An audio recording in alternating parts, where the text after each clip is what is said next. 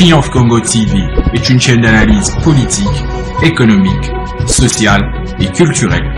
Congolais de partout, aimez votre chaîne, abonnez-vous, likez et activez la notification. Vous voulez la bonne information? Triomphe.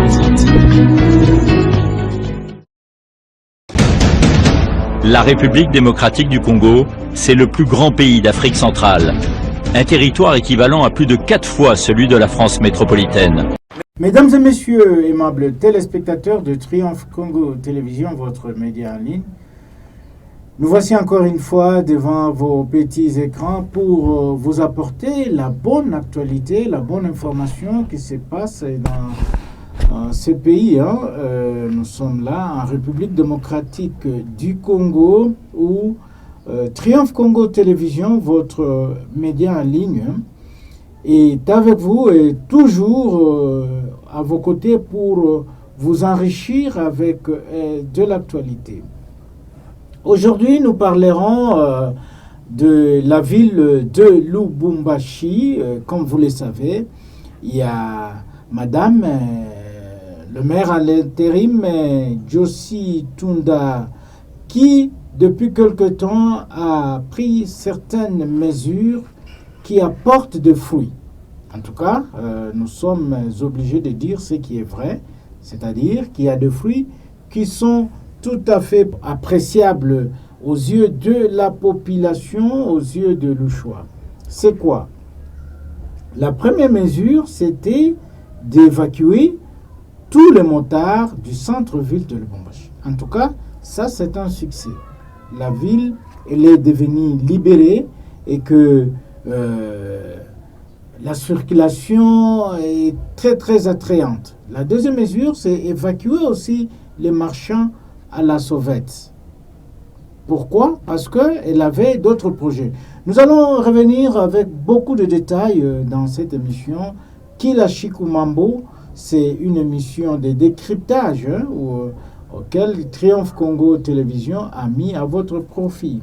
Et avant d'en arriver là, aimables téléspectateurs de Triomphe Congo Télévision, je vous demande une seule chose, c'est de vous abonner massivement sur votre chaîne Triomphe Congo TV, cette chaîne qui évolue dans les réseaux sociaux. Nous sommes dans toutes les plateformes de réseaux sociaux. Nous sommes sur YouTube, nous sommes sur Instagram, nous sommes sur Facebook avec plusieurs groupes de Facebook, bien sûr.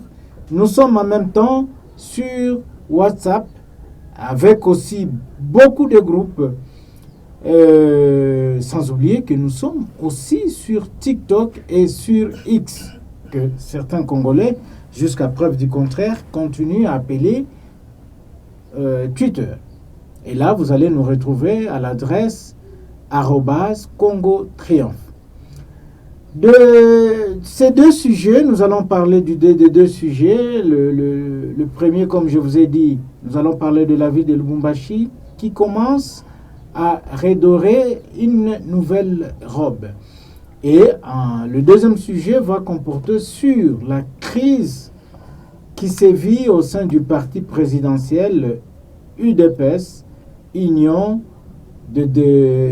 pour la démocratie et le progrès social. La crise des leadership, comme vous le savez, il y a M. Augustin Kabouya qui est chassé de ce parti et remplacé par Deo Bizibou Balola. Malheureusement, M. Kabouya, Augustin Kabouya, persiste et signe qu'il y reste secrétaire général de l'UDPS. Alors, avec tous ces deux sujets, je ne serai pas seul sur ce plateau. Je suis accompagné de mon estimé confrère Etienne Mabimbi ou Mabimbi. C'est avec lui que nous allons faire cette analyse. Etienne, bonjour. Bonjour estimé confrère Colin Djouma. Bonjour également et à tous ces milliers de téléspectateurs qui nous suivent à travers le monde entier. Nous sommes très contents parce qu'ils sont les nôtres. Oui, nous sommes très contents. Nous recevons de retours, des échos qui proviennent de plusieurs échos pays. Favorables. Oui, très favorables. Nous sommes suivis en Zambie, nous sommes suivis en France, nous sommes suivis un peu partout à travers le monde. Ça, c'est vraiment quelque chose à féliciter pour l'équipe de Triomphe Congo Télévision. Alors, Étienne, nous entrons d'abord, avant d'entrer dans le vif du sujet, il y a une information. C'est le décès du patriarche Hassani Walosomba Emmanuel, qui est le créateur des armoiries nationales Justice, Paix, Travail. Vous êtes au courant de ça? Oui, nous sommes au courant de ça et c'est une triste nouvelle qui affecte plus d'un Congolais. Et avoir ce grand baobab tombé qui a marqué quand même les annales de la République démocratique du Congo depuis l'époque de l'indépendance. C'est parmi les grandes personnalités historiques du pays qui a quand même contribué de son savoir-faire. Jusqu'à présent, de génération en génération, on ne cessera de parler sur son nom. Mais il y a quelque chose, je reviens un peu sur l'historique, comment le patriarche Hassani Walosomba a pu arriver à créer ces armoiries qui sont devenues aujourd'hui le patrimoine national. Vous savez, c'était en 1961 qu'il y avait un concours à Kisangani, dans la province orientale à l'époque. Ce concours, c'était dessiner les armoiries de la République démocratique du Congo en son temps. Alors, son œuvre a été soumise, et là, il était encore élève à l'Athénée de Kisangani. Alors, son œuvre était soumise à la chancellerie des ordres nationaux à Léopoldville, à Kinshasa à l'époque. C'était le 20 juillet 1961. Alors, dans le cadre de ces concours nationaux qui étaient organisés par le gouvernement congolais, le 18 juillet 1961, Étienne, l'élève Emmanuel Hassani Walosomba a remporté ce concours, comme l'atteste l'ordonnance loi du 30 juin 1963, signée par le président Joseph Kasavubu. Et en 2004, il a été décoré de la médaille de mérite des arts, sciences et lettres à Kinshasa par l'ancien président Joseph Kabila. Vous voyez un peu. Oui. Maintenant, ce qui ressort un peu de l'ordinaire, c'est le fait que malgré toutes ces cérémonies, malgré toutes ces reconnaissances, le doyen Emmanuel Hassani Walosomba a toujours revendiqué ses droits d'auteur qu'il n'a jamais reçus jusqu'à sa mort. Et selon les sources proches de sa famille, il est décédé et son art restera gravé dans l'histoire de ce pays. Quelle ingratitude, Étienne. C'est vraiment désolant avec notre pays parce que des personnalités pareilles doivent être récompensées. Bon, espérons peut-être avec le gouvernement actuel, on pourra prendre compte de ça, peut-être juste à sa mort ici, question que sa famille aussi puisse bénéficier de quelque chose. Parce que nous avons vu dans le passé les auteurs, compositeurs de la chanson sur l'hymne national. On ne sait pas jusqu'à présent s'ils ont été aussi rémunérés. Il y a par exemple ceux-là qui ont présenté certains services au niveau de différents gouvernements qui se sont succédés. On ne sait pas aussi s'ils sont aussi récompensés. Mais à entendre parler concernant le défunt, paix à son âme, parce qu'il est déjà parmi les grandes personnalités qui ont marqué l'histoire de ce pays, nous demandons à ce que le gouvernement aussi puisse en tenir compte, parce qu'en principe, il devait bénéficier de ça de son vivant. Et comme il est déjà décédé, il a laissé, c'est un père de famille, il a laissé des enfants, il a laissé la veuve, que le gouvernement souminois puisse en tenir compte, parce qu'il s'agit de ce gouvernement-là qui peut toujours quand même essayer de faire quelque chose pour l'image de cette grande icône qui vient de partir. Voilà, c'est notre souhait, c'est le souhait de tout Congolais, Ouais. pour la mémoire de cette icône qui venait de nous laisser. Voilà, nous entrons maintenant dans le vif du sujet, la ville de Lubumbashi. Avant, pendant et après, comment vous la trouvez, après la mesure prise par Madame Joyce Tunda Tchassa, qui est Madame le maire à l'intérim de la ville de Lubumbashi. Comment vous trouvez ça? Vraiment, sans froid aux yeux, nous disons félicitations à Madame le maire à l'intérim, Madame Joyce Tchassa. C'est parmi les grandes prouesses qu'elle vient de réaliser. Elle vient de prouver devant la face de tout le monde qu'elle est capable quand même de faire quelque chose. J'espère que ça n'a pas été facile pour elle. Chasser les motards au niveau du centre-ville, ce n'était pas facile. Il y a eu des contraintes, il y a eu des obstacles, mais elle a quand même réussi sa mission.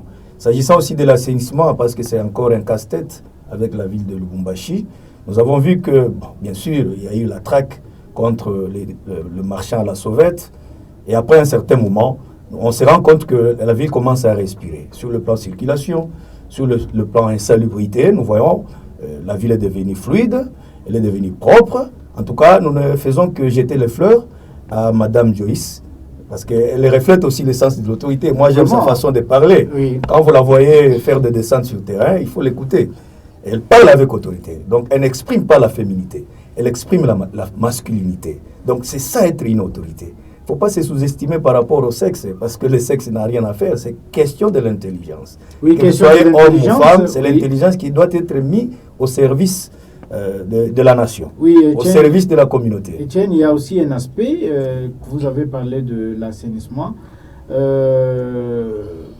voyons au centre-ville, au cœur même de la ville de Lubumbashi, nous voulons dire de la place la place de la Poste, Oui. Grand place de la Poste.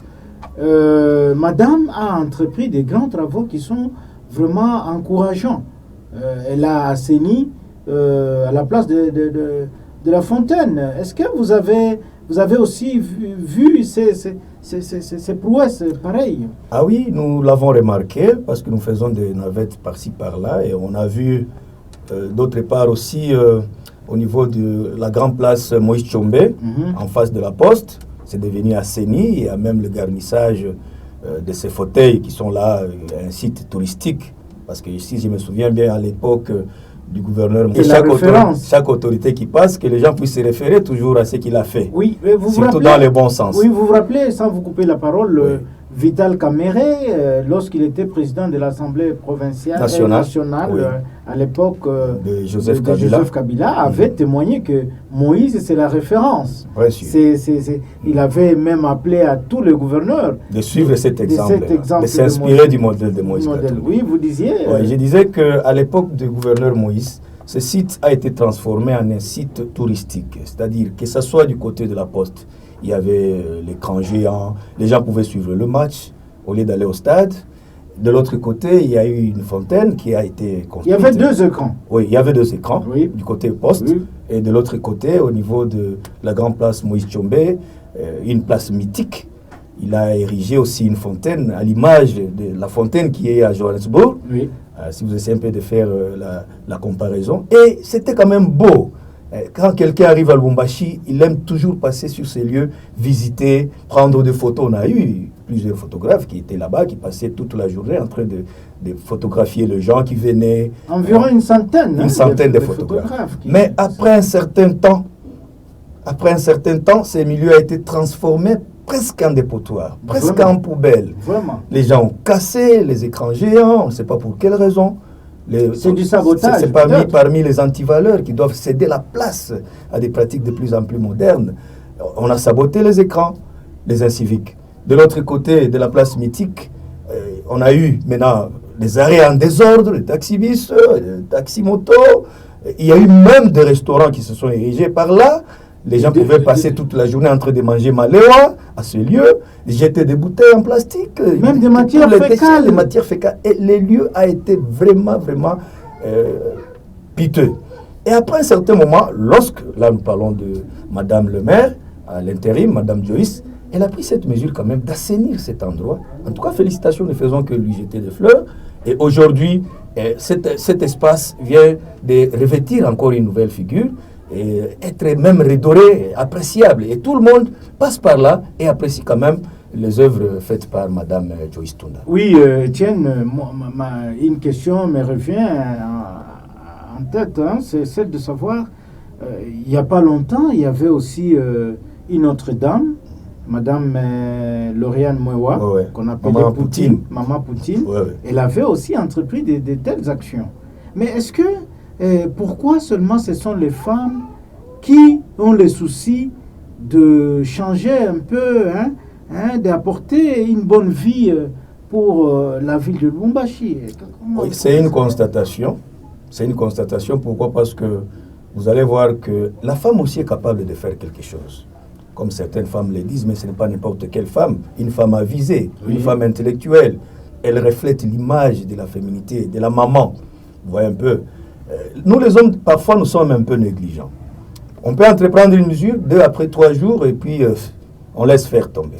Mais avec une dame, elle sait un peu de faire en sorte que là où l'homme a échoué, elle peut toujours réussir. Et là, on se réfère aussi à son Excellence le chef de l'État, Félix Antoine Tshisekedi, qui est le champion de la masculinité. Il a essayé quand même de nous donner une certaine inspiration, telle que la femme est capable de faire quelque chose. Vous voyez, il n'y a pas longtemps, on a une gouverneure qui est femme, Madame Fifi Masuka, avec la province du Lualaba. Tout le monde le sait, elle est là, elle est appréciée.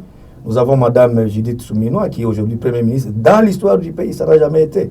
Elle est là, avec son gouvernement, elle fait que lui accorder la chance. Espérons que Madame la Première ministre tiendra compte des actions menées par cette dame. Il ne faut pas que demain ou après-demain, qu'on nous amène encore des hommes qui vont juste avoir des ambitions politiques. C'est ça aussi le mal de notre pays. Chercher juste à avoir des sympathisants et troubler l'ordre public. Est-ce que c'est écrit où que cette mairie de Lubumbashi doit nécessairement être dirigée par les hommes? C'est ça aussi. Ouais, ben. Voilà, nous devons. Pourquoi ne pas laisser aussi une femme diriger la mairie de Lubumbashi et amener un adjoint qui sera un homme, qui va faire la suite? Oui, on avait vu à l'époque. Et ils vont se compléter. À l'époque de Kabila, on avait nommé Marie-Grégoire Tambila. Oui, à ce temps. Elle aussi, elle a fait son bon temps. Donc voilà un peu l'image d'une dame qui mérite de lui jeter des fleurs et d'encourager pour la ville de Lubumbashi. Ça c'est vrai, parce que vous savez quand elle sera confirmée, par exemple, bon, moi je le pressens déjà. Nous souhaitons qu'elle soit confirmée. Oui, d'ici là, il y aura des ordonnances qui vont sortir, peut-être à la présidence, c'est selon les secrets ou la confidence du chef de l'État et du ministère de l'Intérieur. Ça reste de la confidence du chef de l'État. Si du moins Madame serait maire de la ville et avec les autres bourgmestres, parce qu'il y a aussi des dames qui dirigent certaines communes ici à Lubumbashi. Oui, comme moi je pense que ça sera un coup de pouce pour faire en sorte que, pour booster un peu le développement de la mairie, le développement de certaines communes ici à Lubumbashi. Parce que quand une femme est dirigée par un homme, des fois elle est complexée. Mais quand c'est une dame qui la dirige, je pense qu'ils vont bien collaborer et ça pourra faire quand même marcher certaines choses. Voilà, ça pourra un peu faire marcher certaines choses. Mabimbi ou Mabimbi, nous passons au deuxième sujet, c'est le désordre au niveau du parti présidentiel, l'UDPS, qui, pendant 37 ans, nous faisait chanter la démocratie, nous faisait chanter être champion de la gestion du pays, mais voilà que tout tourne maintenant au vinaigre.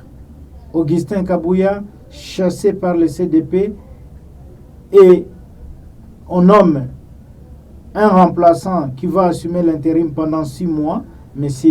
Deo Bizibou Balola, mais c'est le contraire. Augustin Kabouya signe et persiste qu'il y reste secrétaire général. Quelle analyse faites-vous de cette situation? Vraiment, c'est désolant, très désolant, à voir aujourd'hui les gens qui étaient dans l'opposition hier contre le régime Mobutu, contre le régime Kabila. Aujourd'hui, ce sont eux qui devraient suivre l'idéologie du Fence de Limité. Là, je parle d'Étienne Tshisekedi Mulumba, d'heureuse mémoire, le père de la démocratie. Il est l'unique personne au pays qui nous a prouvé, devant la face du monde, qu'il est en train de faire son combat, mener sa lutte pour combattre la dictature. C'est lui qui a prôné la démocratie dans ce pays, avec la conférence nationale souveraine. Et l'UDPS est resté l'unique et le seul parti qui combattait la dictature de Mobutu. Mais aujourd'hui, c'est honteux. Pourquoi après le départ de ces Sphinx de Limité, ce sont maintenant les gens de l'UDPS qui sont au pouvoir, un parti présidentiel, mais qui n'arrivent pas à faire preuve de la démocratie? Pourquoi je le dis? Monsieur Augustin Kabouya, depuis un certain temps, il y a eu des rumeurs, il faisait des matinées, il faisait ainsi de suite. Il a été désavoué par ses pairs. Il a été désavoué par les secrétaires nationaux de l'UDPS à travers tous les pays, parce que l'UDPS est partout au pays et même au niveau international. Mais maintenant, pourquoi aujourd'hui, si et seulement si l'UDPS est en train de lutter contre la dictature, si l'UDPS est le modèle de la démocratie dans ces pays, pourquoi ne pas seulement céder? Tout ça, la soif du pouvoir, l'amour de l'argent, l'égoïsme, c'est ce qui tue ce pays. Ce n'est pas l'UDPS qui devrait faire ça. Ce n'est pas l'UDPS qui devait trahir la mémoire de Etienne Tshisekedi wa Mulumba. Si aujourd'hui, après le congrès national, les pères de l'UDPS, les fondateurs disent que, en tout cas, M. Kabouya, vous n'êtes plus sur le droit chemin, avec vos idéaux, vous venez de nous trahir, soyez à l'écart. Mais pour l'amour du parti, pour l'honneur du feu Etienne Tshisekedi wa Mulumba, il n'avait qu'à céder. Au lieu de se faire les forces du progrès, aller casser les histoires au palais de la nation, c'est antidémocratique. Mais ça ne reflète pas les valeurs démocratiques. Oui, ça ne reflète pas les valeurs démocratiques, mais la crainte dans tout ceci, c'est quoi? Moi, je pense que la crainte, on ne veut pas assister à des théâtres, assister aussi à des tueries, à des pertes en vie humaine. C'est une interpellation que nous lançons déjà directement à son Excellence, Monsieur le Président de la République, qui est lui-même l'autorité morale. Là, vous passez déjà à la solution. Oui, à la solution, parce qu'il ne peut pas être taiseux. Le chef de l'État. Oui, le chef de l'État ne peut pas être taiseux. Il doit parler. Son intervalle, il doit s'impliquer vraiment corps et âme pour l'amour du parti, pour l'honneur de son père, le fait Etienne Tshisekedi wa Mulumba, qui est l'unique icône de référence pour la démocratie de ces pays. On ne pensait pas qu'il y aurait peut-être un jour le multipartisme dans ces pays, mais c'est à travers Etienne Tshisekedi wa Mulumba, c'est à travers l'UDPS que nous avons connu le multipartisme dans ces pays. Et au finish, le 24 avril 1990, Mobutu a fini par céder avec le multipartisme à 3. Vous voyez un peu, c'était une grande lutte. Mais comment se fait-il aujourd'hui, 37 ans après? C'est l'UDPS qui est aux commandes. C'est l'UDPS qui doit donner le modèle. C'est l'UDPS qui doit redorer l'image de la vraie démocratie, les valeurs démocratiques dans ces pays. Mais c'est tiré autour des postes. Tout ça, c'est quoi? C'est ce que j'avais dit, l'intérêt, les intérêts égoïstes, l'amour de l'argent. On ne veut pas quitter, on ne veut pas céder. Dites seulement que pour l'amour du parti, je suis parmi les fondateurs du parti. En tout cas, je me plie la main sur le cœur, les partis peuvent continuer. Et vous serez peut-être dans le conseil des sages. Est-ce qu'il suffit seulement de rester CG? Qu'est-ce que ça fait? Il s'est dit, s'est référé à l'article 30 du statut de l'UDPS qui lui donne privilège d'attendre le congrès pour le faire passer. Mais le congrès est déjà passé. Le congrès est déjà passé. Je ne sais pas s'il a assisté ou pas. Vraiment, il y a déjà un secrétaire général à l'intérim, M. Deo Bizibo. Je crois qu'il est passé même à travers les ondes. C'est connu, c'est officiel. Pourquoi résister? Pourquoi résister? Pour assister encore à des tumultes au pays, on n'a pas besoin de ça. Il faut laisser le temps au chef de l'État de bien faire son travail et de l'accompagner réellement. Si Augustin Kabouya, son Excellence, si vous nous entendez, cédez seulement la place à M. Deo et poursuivez le combat ensemble. Ce n'est pas la fin du monde. L'honorable député, espérons qu'il nous suit. Nous espérons que cette émission sera suivie par l'honorable Augustin Kabouya pour qu'il puisse aussi avoir une